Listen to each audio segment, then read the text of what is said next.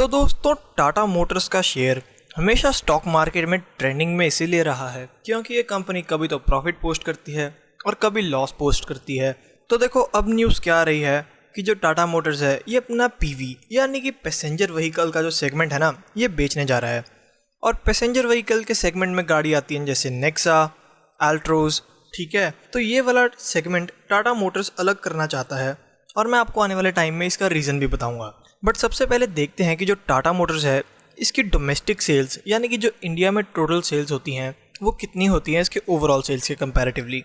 तो यहाँ पर आप देख सकते हैं कि जो टाटा मोटर्स की इंडियन सेल्स है वो होती हैं सिर्फ और सिर्फ 11%, मतलब इसकी रेवेन्यू में वो सिर्फ और सिर्फ 11% कंट्रीब्यूट करता है। और वहीं Jaguar and land rover contribute करता है अप्रॉक्सीमेटली 90%। यानी कि जो टाटा मोटर्स का इंडिया का सेगमेंट है ना, पहली बात तो ये रेवेन्यूज में ज़्यादा पार्टिसिपेट ही नहीं करता है, ठीक है। और इसका मेन रीज़न यही है कि टाटा मोटर्स अपने पीवी सेगमेंट को अलग करना चाहता है। और फिर मैं आपको दिखा देता हूँ कि जो पैसेंजर व्हीकल सेगमेंट भी है ना वो इंडिया के रेवेन्यूज में टोटल कितना कॉन्ट्रीब्यूट करता है। तो आप यहाँ पर देख सकते हैं कि जो इंडिया का टोटल सेगमेंट है उसमें भी सिर्फ और सिर्फ पैसेंजर व्हीकल 36% कंट्रीब्यूट करता है, जबकि इनका कमर्शियल बिजनेस जो कि ट्रक्स और वैन्स का बिजनेस है ये कंट्रीब्यूट करता है 64%। तो जो ये बिजनेस है ये इतना ज़्यादा कंट्रीब्यूट ही नहीं कर रहा है इंडिया के रेवेन्यूज़ को।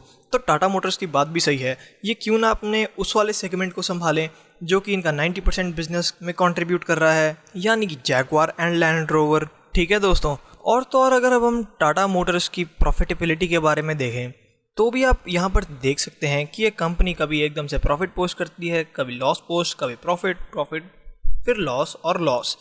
तो देखो जो ये पैसेंजर व्हीकल है ना ये भी अभी तक प्रॉफिटेबल नहीं है बिजनेस। टाटा मोटर्स ने ऐसा बोला है कि 2023 आते आते ये पैसेंजर व्हीकल प्रॉफिटेबल बन जाएगा।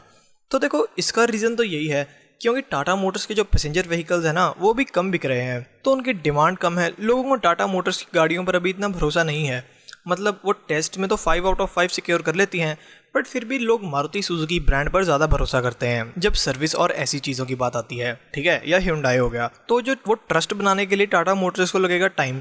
और तो और इस बारी कोरोना वायरस की वजह से इन्वेंट्री लॉस भी हो गया था, यानी कि गाड़ियाँ पड़ी रही थी और इन्हें लेने वाला कोई नहीं था। और ये जो आप लॉस देख रहे हैं ये सिर्फ और सिर्फ टाटा मोटर्स को नहीं हुआ है, मारुति को भी 2001 के बाद सबसे पहला लॉस अपना इसी क्वार्टर में हुआ था, ठीक है। और फिर बात कर लेते हैं कि टाटा मोटर्स ने क्या कहा है। तो देखो जो टाटा मोटर्स है ना वो अपनी 49% स्टेक सेल कर रहे हैं। वो ऐसा नहीं है कि सारी की सारी स्टेक सेल कर रहे हैं इस कंपनी में, तो मतलब अभी भी जो डिसीजन मेकिंग पावर है वो टाटा मोटर्स के पास ही है, मतलब मेजॉरिटी स्टेक इन्हीं के पास है, आप समझ सकते हैं ना। तो यहाँ पर टाटा मोटर्स ने कहा है कि जो इंडिया का पैसेंजर व्हीकल है वो हम चलाना चाहते हैं और इसीलिए हम अपनी मेजॉरिटी स्टेक नहीं देना चाहते हैं उस कंपनी को। वैसे अभी बायर्स की लिस्ट नहीं निकली है कि ये स्टेक सेल किसको करेंगे। वैसे मैं बायर तो गलत कह रहा हूँ, मैं ऑटोमोबाइल कंपनी कहना चाहूँगा क्योंकि ऑटोमोबाइल कंपनी ही तो इस कंपनी को खरीदेगी, ठीक है। तो देखो टाटा मोटर्स तो अपनी मेजॉरिटी स्टेक नहीं देना चाहता है। ऊपर से रिसेंटली टाटा मोटर्स ने चाइनीज़ प्लेयर्स के साथ भी बात करी थी जो कि चाइना में इनका जैगुआर एंड लैंड रोवर का 50% पार्टनर है। तो देखो जो जैगुआर एंड लैंड रोवर है ना ये चाइना से ही अपना मेन रेवेन्यू कंट्रीब्यूट करता है और प्रॉफिट भी। तो आप देख सकते हैं कि जो ये चाइनीज़ प्लेयर्स हैं ये कितने ज़्यादा पावरफुल हैं। जहाँ जैगुआर एंड लैंड रोवर की जो सेल्स हैं ये कम होती रहती हैं बाकी कंट्रीज़ में, बट चाइना में डिमांड बनी रहती है।